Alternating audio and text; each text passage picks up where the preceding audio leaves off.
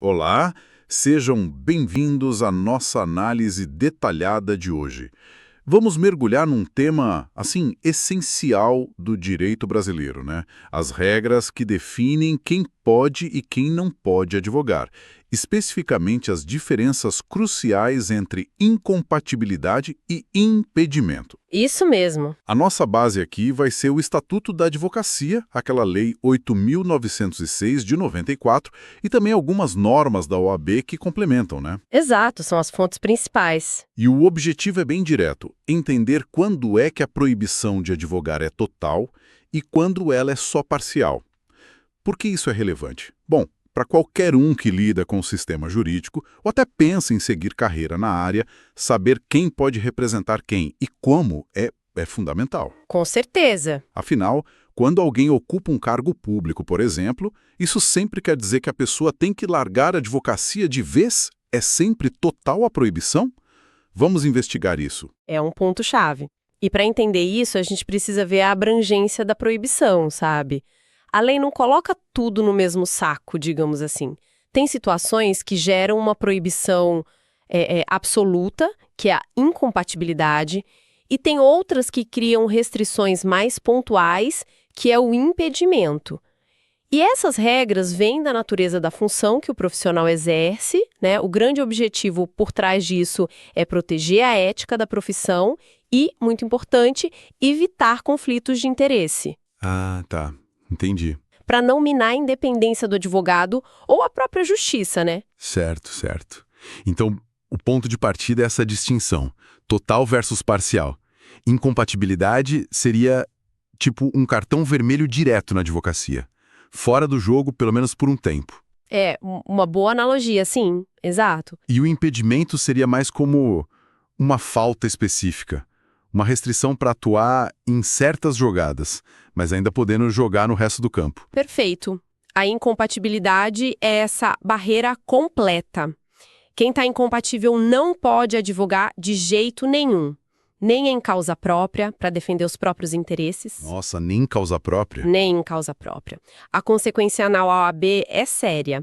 A inscrição ou é cancelada, se for algo permanente, ou o profissional é licenciado, fica suspenso temporariamente, se a causa for temporária.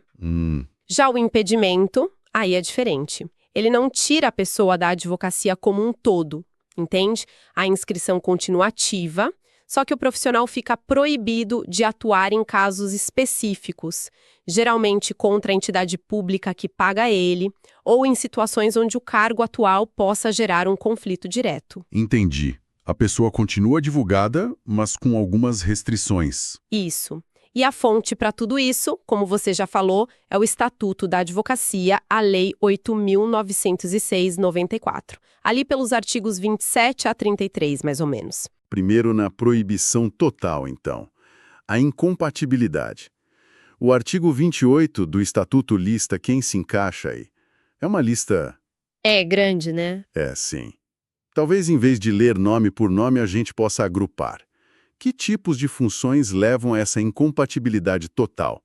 Qual é a lógica, assim, por trás dessas escolhas? Dá para agrupar sim e ajuda a entender a lógica. O artigo 28 mira basicamente funções com muito poder de decisão do Estado, ou com capacidade de influência, ou com um potencial claro de conflito com a advocacia independente. Podemos pensar em algumas categorias principais. Primeiro, os chefes do Poder Executivo, presidente, governadores, prefeitos, e também figuras importantes do Legislativo, tipo membros da mesa diretora das casas. Os cargos de comando mesmo. Exato. Quem comanda a administração ou o processo legislativo não pode, ao mesmo tempo, advogar. Seria um conflito de interesse e de poder muito óbvio, né? Claro. Segundo grupo. Membros do Poder Judiciário e do Ministério Público. Juízes, promotores e também quem atua em tribunais e conselhos de contas ou tem função de julgamento em órgãos administrativos colegiados. Aqui, a razão é a separação de funções, a imparcialidade. Imagina um juiz ou promotor atuando como advogado no próprio sistema onde trabalha. Impensável. Totalmente. Terceiro, quem ocupa cargos ou funções de direção na administração pública, seja direta ou indireta. Isso inclui fundações, estatais, concessionárias de serviço público. Ah, então não é só o chefe máximo, cargos de direção também entram. Sim, cargos de direção. A ideia é evitar que a posição de comando na máquina pública seja usada para beneficiar causas privadas ou o contrário. Continuando, tem mais categorias. Quarto, ocupantes de cargos ligados à atividade policial de qualquer natureza e militares da ativa. Polícia e militares. Com a defesa, que é o papel do advogado. Entendi. Quinto, aqueles em cargos com poder de lançamento, arrecadação ou fiscalização de tributos. Advogar tendo esse tipo de poder sobre os contribuintes geraria um conflito muito claro, né? Com certeza. Poderia usar informação privilegiada ou pressionar. Exatamente. E sexto, uma categoria que às vezes gera um pouco de debate, ocupantes de cargos de direção e gerência em instituições financeiras, mesmo as privadas. Opa, essa me chamou a atenção. Mesmo as privadas? Diretores de banco, por exemplo? Sim, diretores e gerentes de instituições financeiras, incluindo as privadas. Puxa, e qual a justificativa para incluir o setor privado aí, que vai além do setor público? É um ponto interessante, né? Essa inclusão mostra uma preocupação do legislador com o potencial conflito entre os interesses da instituição financeira e a independência que o advogado precisa ter. Pensa num diretor de banco que também advoga. Ele poderia ter acesso a informações confidenciais de clientes, de concorrentes, ou usar a posição no banco para influenciar questões legais, e vice-versa. Ah, entendi a lógica. Evitar o uso de informação privilegiada ou poder econômico. Isso. A lei optou por uma vedação total para evitar esse tipo de situação, considerando o papel central e o poder econômico desse setor financeiro. Faz sentido. E para todos esses profissionais, nessas categorias que você mencionou, a consequência prática é o afastamento total da advocacia enquanto estiverem no cargo. A inscrição na OAB fica, congelada. Exatamente essa a ideia. A inscrição é suspensa, aí a gente chama de licenciamento, ou cancelada mesmo. Eles não podem praticar nenhum ato que seja privativo de advogado. Agora, tem uma pequena nuance que está no Regulamento Geral do Estatuto da Advocacia, lá no artigo 8º. Ele diz que a incompatibilidade pode não atingir quem, apesar de ocupar um cargo listado, não tenha um poder de decisão relevante sobre interesses de terceiros. É tipo uma válvula de escape teórica. Ah, uma exceção. Mas na prática, para esses cargos de direção e os que estão listados explicitamente no artigo 28, a OAB geralmente aplica a regra da incompatibilidade total. A interpretação costuma ser bem restritiva quanto a essa seção, sabe? Entendi. Na dúvida, aplica-se a regra geral da incompatibilidade. Basicamente, sim. Ok. Agora vamos virar a página para o impedimento, a restrição parcial. Quem se enquadra aqui? São situações onde o profissional pode continuar advogando, mas com algumas portas fechadas, é isso? Correto. O impedimento, que está lá no artigo 30 do Estatuto, não tira a carteira da OAB da pessoa, mas impõe limites bem definidos. Atinge principalmente 2 grupos. Quais são? O primeiro são os servidores da administração pública direta, indireta e fundacional. Para eles, a regra é até simples. Estão impedidos de advogar contra a fazenda pública que paga o salário deles, ou a qual a entidade empregadora deles está vinculada. Ah, então não pode processar o patrão público, digamos assim. Exatamente.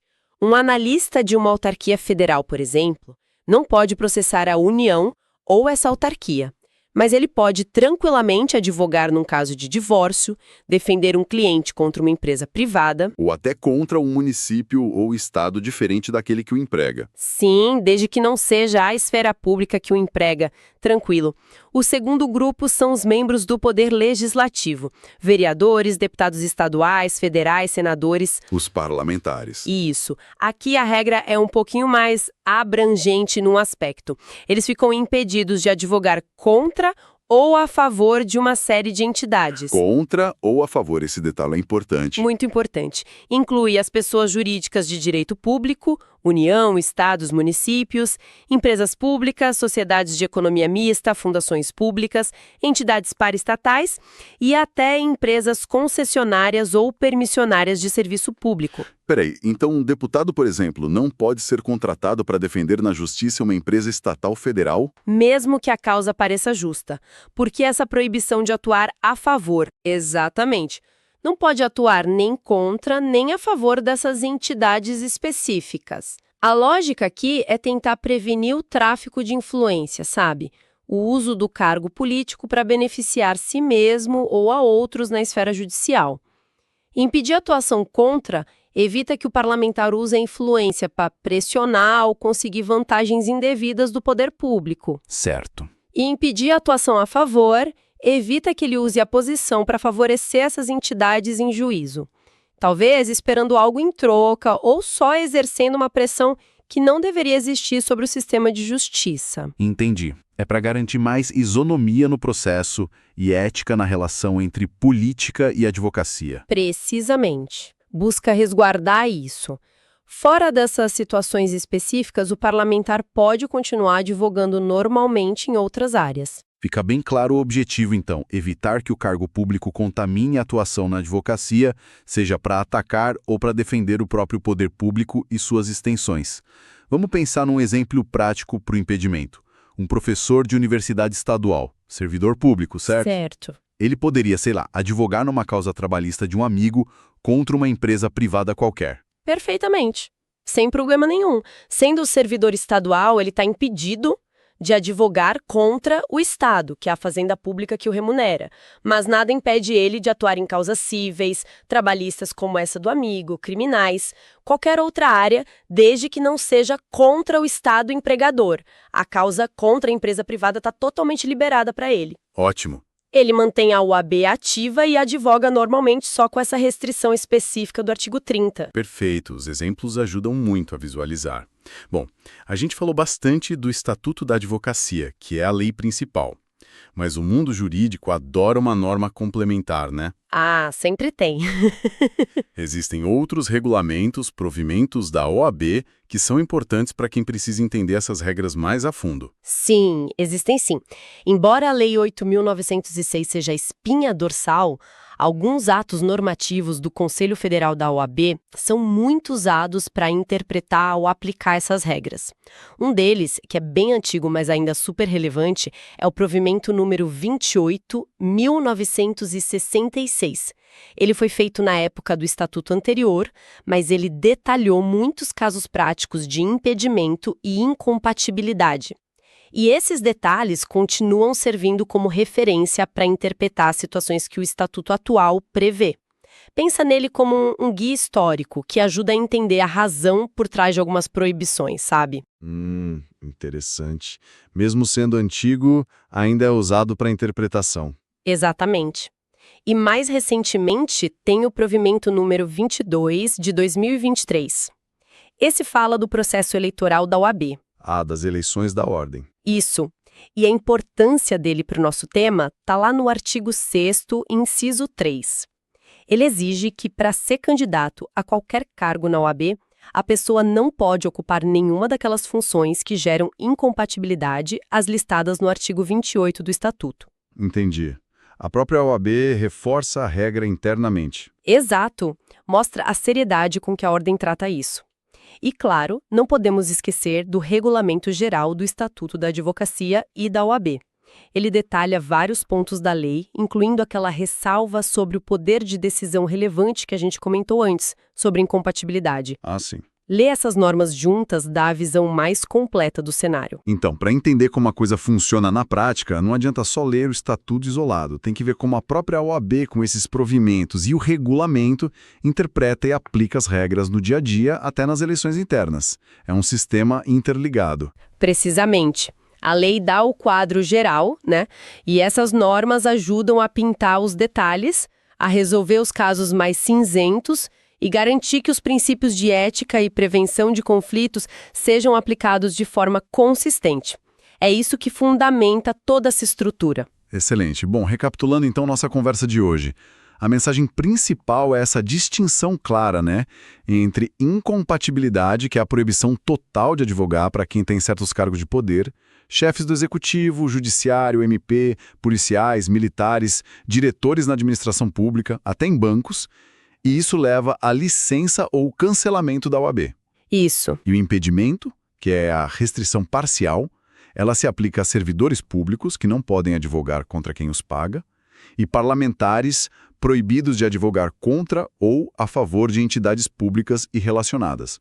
Mas eles podem continuar advogando em outras áreas. Exato. Conhecer essas regras é vital, não só para advogados, né, mas para qualquer cidadão que lida com o poder público ou com o sistema de justiça. Sem dúvida.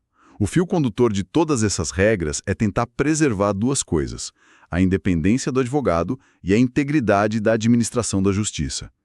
Evitar que a função pública ou mesmo o poder econômico interfira de forma indevida na advocacia é essencial para a gente confiar no sistema legal como um todo. As regras tentam criar um campo onde a defesa dos direitos aconteça sem pressões ou vantagens indevidas por causa de cargos externos à advocacia. E pensando nisso tudo, fica uma questão no ar, né? Algo para a gente refletir um pouco. As regras atuais, que são principalmente de 1994, focam muito em cargos públicos mais tradicionais e no setor financeiro. Será que esse modelo ainda consegue pegar bem os novos potenciais conflitos de interesse que surgem hoje, com a complexidade da economia, o poder das gigantes de tecnologia ou outras formas de influência no setor privado que não se encaixam tão bem nessas categorias clássicas?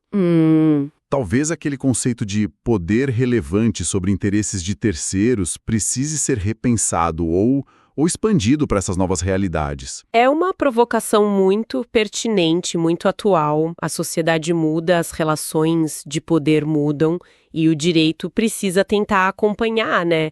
Avaliar se essas definições de hoje de incompatibilidade e impedimento ainda são suficientes diante das novas formas de concentração de poder e influência, principalmente no setor privado, no setor tecnológico, é um debate necessário para garantir que aqueles objetivos de ética e independência da advocacia continuem valendo no futuro, né? Exatamente.